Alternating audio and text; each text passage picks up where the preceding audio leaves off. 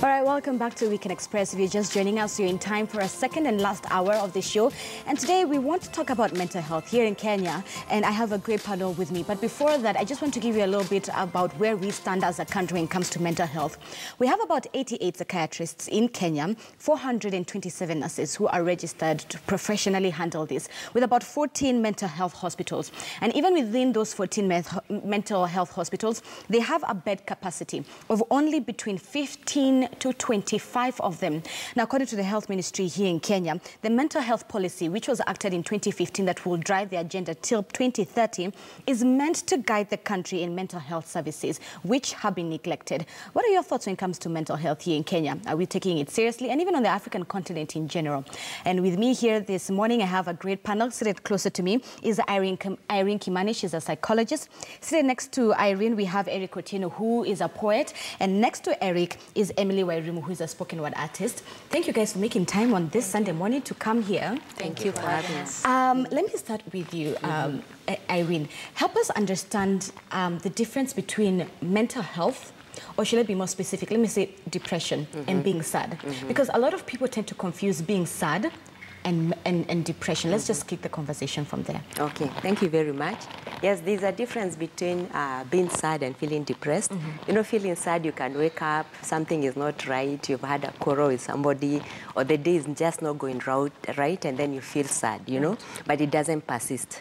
But depression persists for some time, maybe like for 2 weeks and more, and then you have this infinite sadness. You feel a sense of helplessness, worthlessness. It's like all the color has gone out of life. You do not have any expectation, any hope. You feel like you're going down.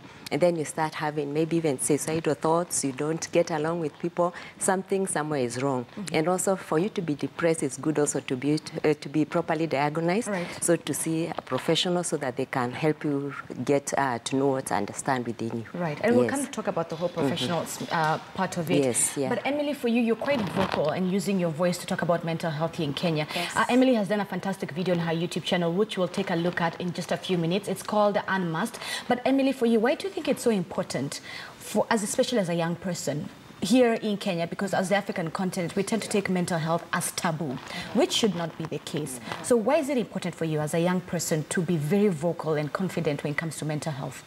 I think it's because I know how it feels to be in that dark hole and not being able to do anything. You're literally, it's like you're incapacitated in a way. You can't think, you can't work, you can't do anything, you can't concentrate on anything. And I think having experienced that and knowing how it feels being there, and then seeing the many other people out there without hope, and they have no one to speak up because there's a lot of stigma, I think now that it's a personal responsibility. If I can speak out, if I can be vulnerable, and in the process help someone recover, then why not? Exactly. Yeah. Eric, what about you? You're also quite vocal on social media about mental health. Why is it important for you to be part of the conversation drivers? Well, likewise, it's something I've been through because I had a lot of childhood trauma that pretty much destroyed a lot of my adolescent years up to somewhere near my mid-20s. So again, being a man and being that we're in Africa, we're not expected to talk, I really wanted to counter that and to be an advocate, at least for, you know, the males, that it's okay to come out to say you're not okay, that you cry, that things are not going well with your life. And more so being an artist, I think my voice counts so much to reach so many other people out there who do not know where to start from. For example, when they need to get to the psychologist, many people don't have that link. You know, who do I talk to? Where do I start? So, you know, when we talk a lot on social media and when people know us personally, there's that trust they have with artists. Like, I can talk to this person, or, you know, their work speaks to me. So we give contacts and links to, you know, to these hospitals, to medical practitioners who are dealing with mental health. And in the process, you know, get to help other people who probably could not get the help we once needed when we wanted it. Yeah. For you, Emily, what's your story? What's what you've called the black hole? How did you find yourself in that dark hole? Just like he said, I think I went through a lot of childhood trauma. Right. Growing up, feeling so unwanted, feeling that nobody really appreciates you.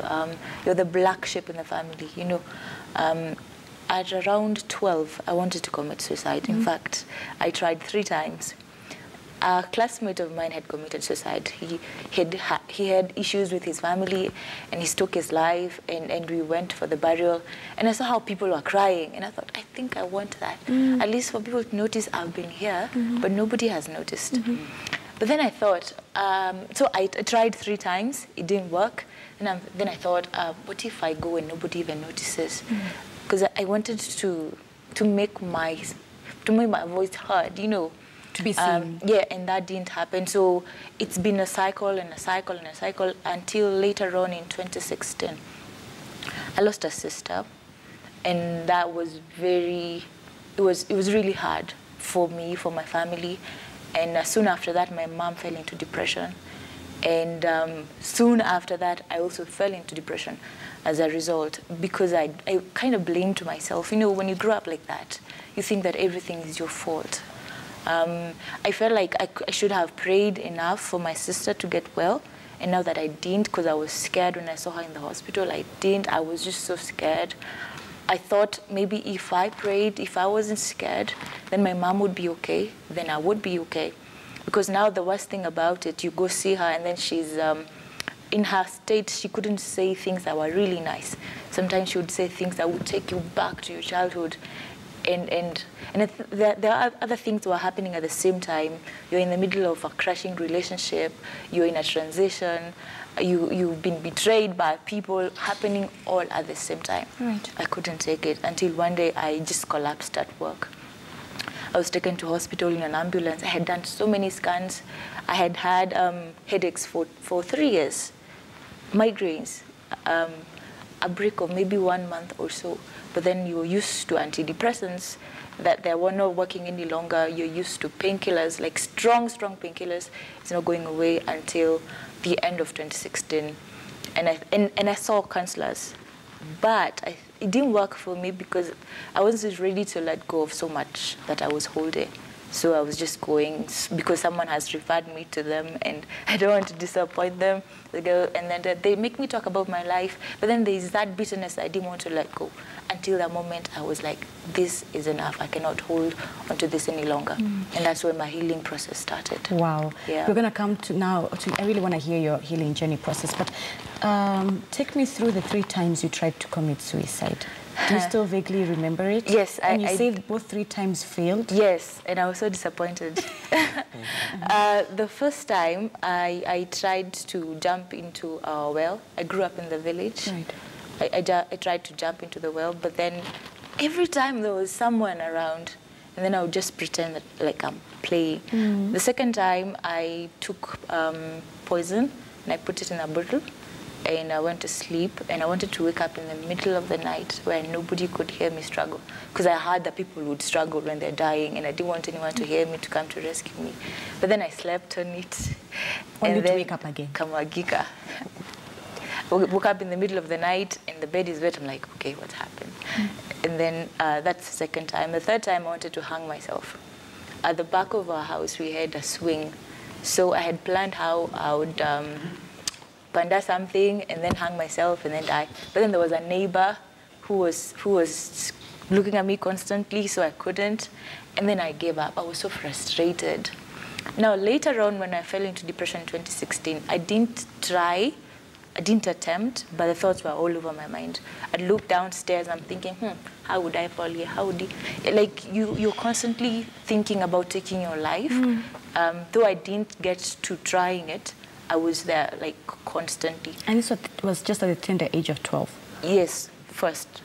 I was in class 4. I was a baby. And I didn't know, until later, I didn't know that I was depressed. Right. I didn't know that kids can get depressed. In fact, sometimes you talk to people like, a kid? What would a kid, why would a kid be depressed? Why would a young person want to take their lives? I mean, they're full of life. You guys just want attention. And you know, people don't understand that it's bigger than you. It's more than just being sad. It's more than just seeking attention.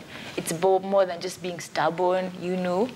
it's deeper, and I wish more people could understand what it feels. And that's what I was trying to do with Unmasked. All right, and we'll take a look at it, in just a few minutes. Eric, can you relate to Emily's story?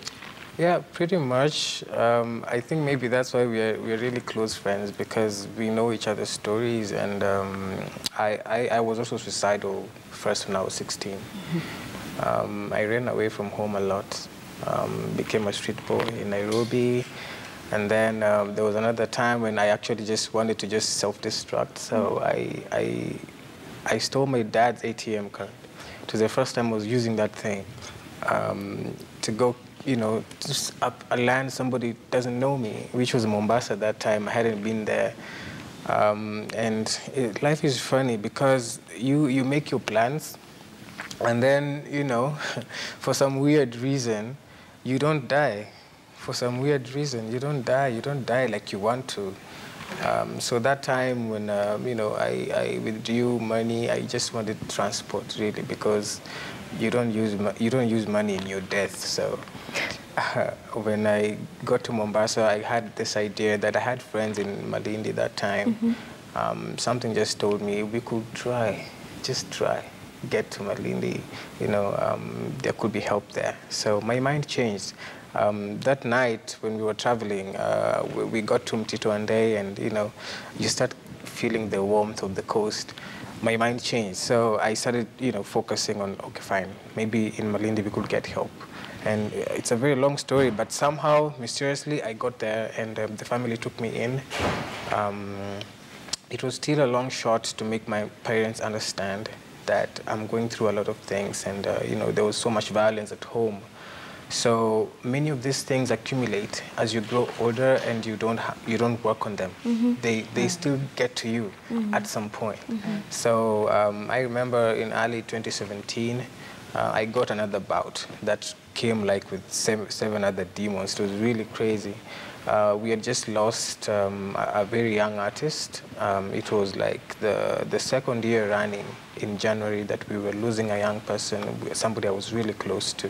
I work with artists a lot, so when they die, you feel like you've lost a part of you. So this time, I wasn't very okay because I didn't have a job. Again, I was coming out of a very toxic relationship, and things were just not working out. So my mind just felt I felt so contracted, like you're so insignificant all of a sudden. And, people out here look at you as a very strong person. You're the one who advises people, you take in people's problems. But sometimes your mind does get lonely, you get defeated, even if you have so many lovely people around you. So for some moments there, I did think of suicide, because I thought if my friends, who are very good people, are just dying, I could just as well, join them. Mm-hmm. They're not worried about rent. They're not worried about, some relationship that's not working. Yeah. They're not worried about sitting in traffic, So for some moments there. So I remember that day when I went back home, I took a 2-hour-long shower, just thinking, what do I do with myself after this, And writing saved my life, as it always has. I wrote, and I remember pushing myself so hard, and I knew this is going to bring a very huge backlash because people don't expect it. Nobody, my closest friends, my family, everybody doesn't. So I put it out in public on a Facebook post, and my life just changed. How was the feedback when you decided to share and to write, and like you said, being a man on top of that? Well, you all of a sudden feel like some Bill Gates because everybody's calling you. Everybody's calling you. Your phone is just buzzing, your WhatsApp, your email, your texts. It was overwhelming, let me put it that way. Right. First, because people actually think they are helping you, but they don't know what they're actually making it worse, because everybody is reacting at the same time. We don't think of, let me give him time, because people will be calling him right now, is for him to breathe or something. You put something like that out there, we are all coming for you, So now, unashindwa kupick calls, and now people think you are worse, So now they start looking for you in your house. Man, it was you know, both sides, overwhelming and also interesting, because letting go of that changed so much. Right. It changed so much. Emily, when you look back, are you happy that the 3 times didn't work? Yes, I am. You are? You are? I am actually, because, and I'm happy that I went through depression, because in the course of my outreach to people, people relate to my story. People come to you because they know how it feels to be there. They feel like you understand. And for me, having been healed, I'm confident to show people that healing is real. That you might be there right now, but then there's hope. I was there, but I'm not there any longer. It's a phase. So if I was to choose another life, I don't think I would choose a perfect life where you're just fine and okay and loved. Because apparently this is the path that God chose for me. So yeah, I don't regret it. All right. Yeah. Eric, do you regret anything? Would you change? Would you do anything different looking back? What is that one some thing things you I change? really wish I didn't go through, Yeah. to be honest. Yeah. Because I witnessed a lot of things when I was young that I really wished I didn't see. Because they come back sometimes at night or when you're somewhere. They come back and then you just withdraw. You become this other person. But again, I've grown to appreciate that, as she said, these problems help grow you. Now, not all of us make it out, you see. Not all of us make it out. The people committing suicide these days so often, you know.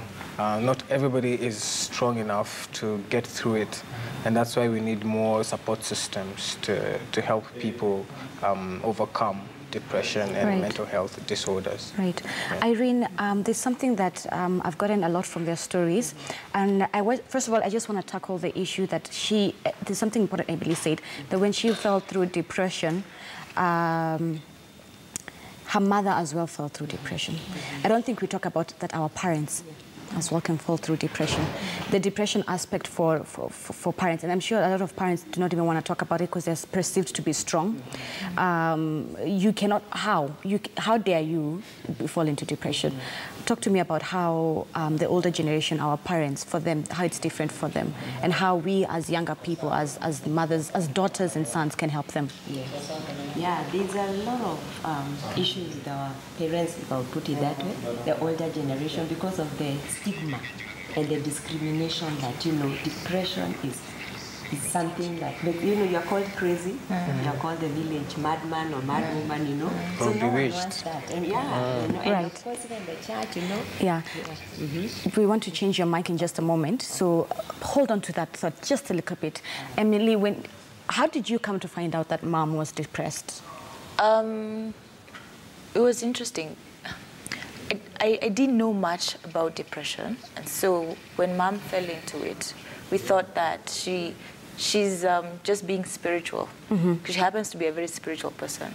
So we thought she would say things, and you're like, huh? You know, she just started acting weird. She couldn't eat. She was just very moody, and then this strong person that you know, suddenly she can't get out of bed. She's just there. We didn't know what it was in the beginning. So having a very spiritual background, we got pastors to pray for her and stuff. Then we realized it's not going away. So by the time we realized it's actually depression, it had escalated to another thing altogether. And now trying to maintain that was very hard. So if you knew what to look out for, if you know what to look out for, then it's easier to help people. But now when you don't know anything, you're just there. Did it affect your relationship with your mother? Did it bring you guys closer? How was that? It should have brought us closer, but